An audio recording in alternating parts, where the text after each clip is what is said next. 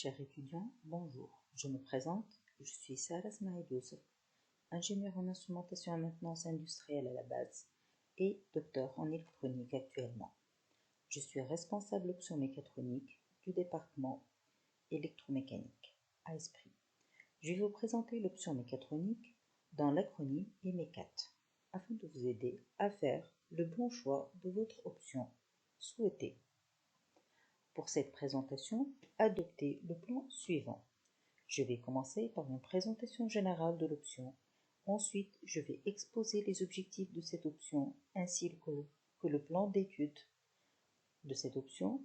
Par la suite, je vais vous expliquer la formule adoptée qui va vous permettre de calculer le score permettant ainsi de décider votre classement.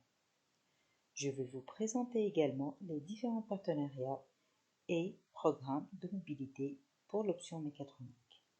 Pour finir, je vais citer les débouchés de cette option. Chers étudiants, l'option mécatronique est une formation multidisciplinaire. En effet, les modules des systèmes embarqués, de la robotique, du traitement d'images et des systèmes mécatroniques permettent d'apporter une coloration innovante et d'actualité à votre diplôme d'ingénieur en électromécanique. On peut affirmer que la mécatronique occupe une place fondamentale dans l'industrie du futur. Dans ce sens, on peut également affirmer que la mécatronique est une nouvelle technologie alliant la mécanique, l'électronique, l'informatique en temps réel et les nouvelles technologies de l'information et de la communication, comme Internet par exemple. L'alliance de ces différents domaines permet de penser à un produit différemment de sa conception jusqu'à son recyclage en passant par sa maintenance. La mécatronique a pour but de créer des composants et des solutions de plus en plus intelligents pour répondre aux exigences des clients. Un mécatronicien est en quelque sorte un chef d'orchestre capable de travailler ensemble des spécialistes de chaque technologie et d'avoir une vue globale des choses.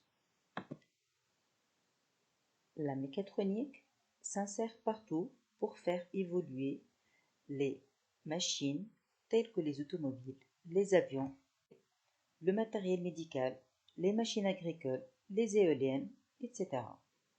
En effet, il nous a été nécessaire d'orienter la formation des futurs ingénieurs vers les métiers de l'électromécanique et spécialement de la mécatronique, qui devient de plus en plus en vogue, surtout avec les nouvelles technologies. On va voir ensemble les différents objectifs de l'option mécatronique. Bien sûr, vous avez la possibilité, avant cela, de voir la capsule qui présente l'option mécatronique via ce lien.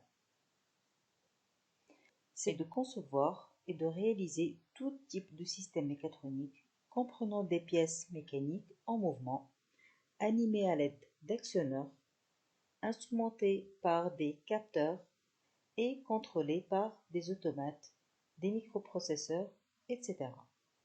Donc, le fait de former des ingénieurs, il doit être capable de concevoir et développer des produits mécatroniques, modéliser, simuler et réaliser les prototypes associés, analyser les problèmes dans les différents domaines, contrôler, tester et maintenir des systèmes à caractère mécatronique, intervenir à tous les niveaux d'un système de production intégré, proposer des solutions innovantes et une architecture complète des systèmes développés, et aussi animer une équipe pluridisciplinaire. Parlons maintenant de notre plan d'études qui caractérise l'option mécatronique. La 4e année et la 5e année sont les années spécifiques à l'option mécatronique. Les deux tableaux montrent les différentes unités d'enseignement enseignées. Ce qui est sur fond blanc, c'est les unités d'enseignement communes aux deux options de l'électromécanique, alors que ce qui est sur fond bleu est désigné par une flèche, c'est les unités d'enseignement spécifiques à l'option mécatronique. Au niveau de la 4e année, nous avons deux unités d'enseignement spécifiques. La première unité d'enseignement est celle des systèmes embarqués qui contient la micro-informatique et le temps réel, le système embarqué avancé et la FPGA.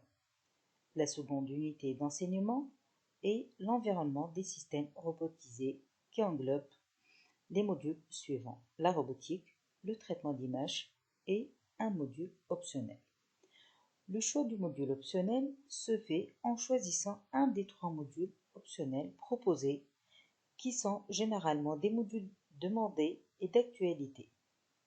Pour la 5e année, l'unité d'enseignement spécifique est celle des systèmes mécatroniques intelligents. Elle englobe 3 modules: le projet IoT, les réseaux de communication industrielle et bien sûr un des différents modules optionnels proposés. Bien sûr, si vous voulez jeter un coup d'œil sur le plan d'études relatif à l'option mécatronique, vous pouvez le consulter via ce lien. Le choix de l'option repose essentiellement sur une formule qui permet de calculer un score permettant le classement des étudiants. Donc, les étudiants des classes 3e année électromécanique qui souhaitent choisir l'option mécatronique sont classés selon leur score calculé en considérant, en plus de la moyenne générale, les notes de la session principale des unités d'enseignement suivantes. Comment nous allons calculer alors le score? Le score est calculé de la manière suivante. On a 40% de la moyenne générale, plus 20% de l'unité d'enseignement méthode numérique pour l'ingénieur, qui est commune à tous les étudiants de l'électromécanique, plus un certain pourcentage dédié aux différentes unités d'enseignement spécifiques à l'option, dont 20% dédiés pour les systèmes automatisés et 10% pour les systèmes électriques 2. Notre score tient compte également de la langue, dans 5% pour l'anglais et 5% pour le français. Maintenant au programme de partenariat et de mobilité spécifique à l'option mécatronique. Nous disposons de 2 types de mobilité, une qui concerne la formation ingénieur et là on dispose d'une mobilité courte sur un semestre d'échange. Elle se fait généralement au premier semestre de la 5e année et elle aboutit généralement à un PFE.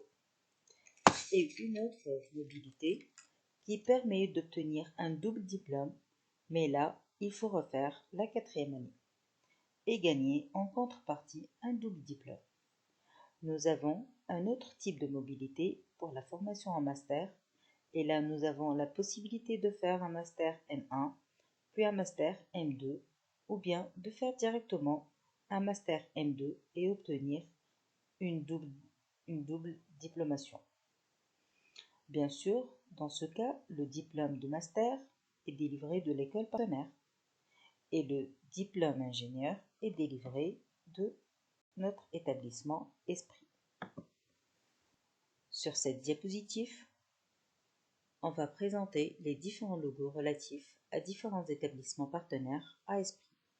Vous pouvez également décrocher des bourses prestigieuses qui vous permettent de suivre vos études dans des établissements de renommée à l'étranger, comme l'a fait certains de vos collègues précédemment. Je vais vous exposer quelques débouchés de l'option mécatronique. Par exemple, pour le poste d'ingénieur débutant, on peut travailler en tant qu'ingénieur de conception ou bien un ingénieur d'application, de développement ou aussi de support technique. Après avoir acquis une certaine expérience, on peut passer à un poste d'ingénieur expérimenté. On peut occuper le poste d'ingénieur chef de projet ou manager ou même un ingénieur conseil. Sur cette diapositive, on vous présente quelques logos d'entreprises locales qui travaillent dans le domaine de la mécatronique. Bien sûr, pour plus de clarification, plus de détails, vous pouvez poser des questions via le premier lien, le lien numéro 1, et les réponses, vous pouvez les consulter via le lien numéro 2. Chers étudiants, merci pour votre attention. J'espère vous voir nombreux et nombreuses dans l'option mécatronique l'année prochaine et vous voir porteur de projets mécatroniques innovants dans les années futures. Faites votre choix et merci pour votre attention.